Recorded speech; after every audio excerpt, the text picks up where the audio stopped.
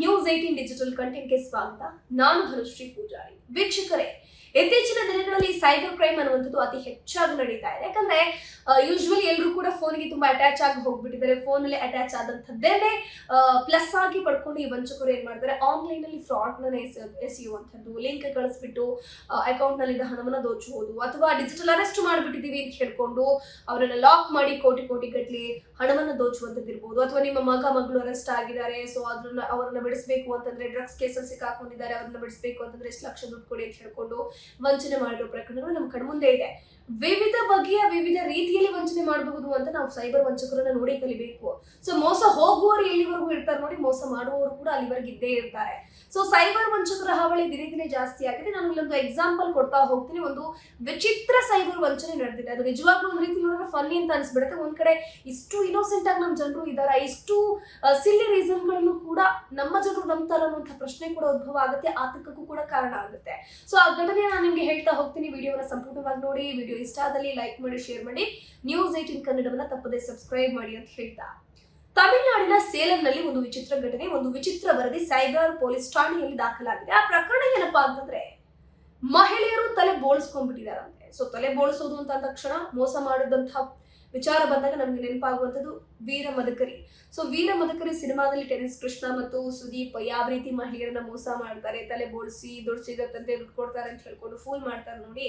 So ಆ scene ನಮ್ಮ ಕಣ್ಣು ಮುಂದೆ ಈಗಲೂ ಕೂಡ ಅಚ್ಚಳಿಯದೇ ಇದೆ. ಸಾಕಷ್ಟು ಟ್ರೋಲ್ಗಳಲ್ಲಿ ಈಗಲೂ ಕೂಡ ಆ ವಿಡಿಯೋಗಳನ್ನ, ಕ್ಲಿಪ್ಸ್ಗಳನ್ನ ಯೂಸ್ ಮಾಡ್ತಾರೆ. ಸೊ ಇಲ್ಲೂ ಕೂಡ ಅಂಥದ್ದೇ ಒಂದು ಘಟನೆ ಆಗಿರೋದು. ಏನಪ್ಪಾ ಅಂತಂದ್ರೆ, ಆ ಒಂದು ಸೇಲಂನಲ್ಲಿ ಒಂದು ಗ್ರಾಮದ ಒಂದಷ್ಟು ಮಹಿಳೆಯರಿಗೆ ಒಂದು ಫೋನ್ ಬರುತ್ತಂತೆ. ಸೊ ಫೋನ್ ಅಟೆಂಡ್ ಮಾಡಿದ ಮಹಿಳೆಯರಿಗೆ ಆ ಭಾಗದಿಂದ ನಾವು ಸರ್ಕಾರಿ ಅಧಿಕಾರಿಗಳು ಮಾತನಾಡ್ತಿದೀವಿ ಅಂತ ಹೇಳಿರ್ತಾರಂತೆ. ಸೊ ಇರಬಹುದೇನು ಅಂತ ಅಮಾಯಕ ಜನರು, ಮಹಿಳೆಯರು ಹೇಳಿ ಸರ್, ಏನ್ ಕತೆ ಸರ್ ಅಂತ ಕೇಳ್ತಾರಂತೆ. ಸೊ ಆವಾಗ ಆ ಪೊಲೀಸ್ ಅಥವಾ ಸಂಬಂಧಪಟ್ಟಂತಹ ಅಧಿಕಾರಿಗಳು ಏನೊಂದು ಹೆಸರು, ಒಂದಷ್ಟು ಜನರಿಗೆ ಪೊಲೀಸ್ ಅಧಿಕಾರಿ, ಒಂದಷ್ಟು ಜನರಿಗೆ ಸರ್ಕಾರಿ ಅಧಿಕಾರಿಗಳು ಅಂತ ಹೇಳಿರ್ತಾರಂತೆ.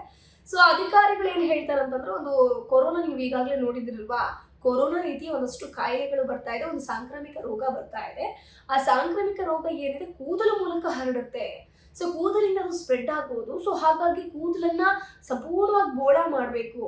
ಸೊ ಹಾಗಾಗಿ ನಮ್ಮ ತಮಿಳುನಾಡು ಸರ್ಕಾರ ಏನಿದೆ, ಕೂದಲನ್ನ ಬೋಳ ಮಾಡುವಂತಹ ಮಹಿಳೆಯರಿಗೆ, ಪುರುಷರಿಗೆ ಆದ್ಯತೆಯನ್ನ ಕೊಡ್ತಾ ಬರ್ತಾ ಇದ್ದಾರೆ.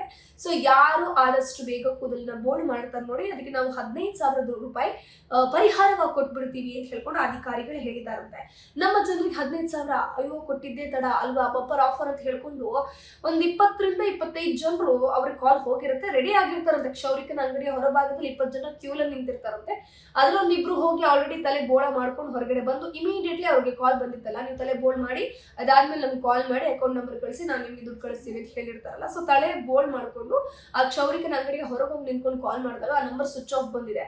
ಇಮಿಡಿಯೇಟ್ಲಿ ಆ ತಲೆ ಕೂದಲನ್ನು ತೆಗೆಸ್ಕೊಂಡಂತಹ ಇಬ್ಬರು ಮಹಿಳೆಯರು ಏನ್ ಮಾಡ್ತಾರೆ, ಹೊರಭಾಗಕ್ಕೆ ಬರ್ತಾರೆ. ಬಂದು ಫೋನ್ ಮಾಡಿದಾಗ ಫೋನ್ ಸ್ವಿಚ್ ಆಫ್ ಇರುವಂತದ್ದು ಗೊತ್ತಾಗಿ, ನಾವು ಫ್ರಾಡ್ ಆಗಿದ್ದೀವಿ, ನಾವು ಮೋಸ ಹೋಗಿದ್ದೀವಿ ಅಂತ ಕ್ಲಿಯರ್ ಕಟ್ ಆಗಿ ಆ ಮಹಿಳೆಯರಿಗೆ ಗೊತ್ತಾಗಿ, ಅಲ್ಲಿದ್ದಂತಹ ಒಟ್ಟು 17 ಜನ ಮಹಿಳೆಯರಿಗೂ ಕೂಡ ಇವರು ಬಂದು ಏನು ಹೇಳ್ತಾರೆ, ನೀವು ಕೂದಲನ್ನ ತೆಗೆಸ್ಕೊಳಕ್ ಹೋಗಬೇಡಿ, ಇದು ಫ್ರಾಡ್ ಕಾಲು, ಹಾಗಾಗಿ ನಾವ್ ಇದನ್ನ ನಂಬಾರ್ದು ಅಂತ. ಬಟ್ ಅಲ್ಲಿ ನಂಬೋ ರೀತಿ ಅವರೆಲ್ಲ ಸ್ಟೇಟ್ಮೆಂಟ್ ಕೊಟ್ಟಿರ್ತಾರೆ. ಏನಪ್ಪಾ ಅಂತಂದ್ರೆ, ವಂಚಕರು ಒಂದಷ್ಟು ಡಿಮ್ಯಾಂಡ್ ಅಂದ್ರೆ ಈ ರೀತಿ ಮಾಡಿದ್ರೆ ಈ ರೀತಿ ನಿಮ್ಗೆ ಸಿಗುತ್ತೆ ಅಂತ ಹೇಳಿರ್ತಾರೆ. ಅಂತಂದ್ರೆ ತಲೆ ಬೋಳಿಸ್ಕೊಳ್ಳೋದನ್ನ ಪ್ರೋತ್ಸಾಹಿಸೋಕೆ ತಮಿಳುನಾಡು ಸರ್ಕಾರ ಪ್ರೋತ್ಸಾಹ ಧನ ಕೂಡ ಕೊಡ್ತಾ ಇದೆ.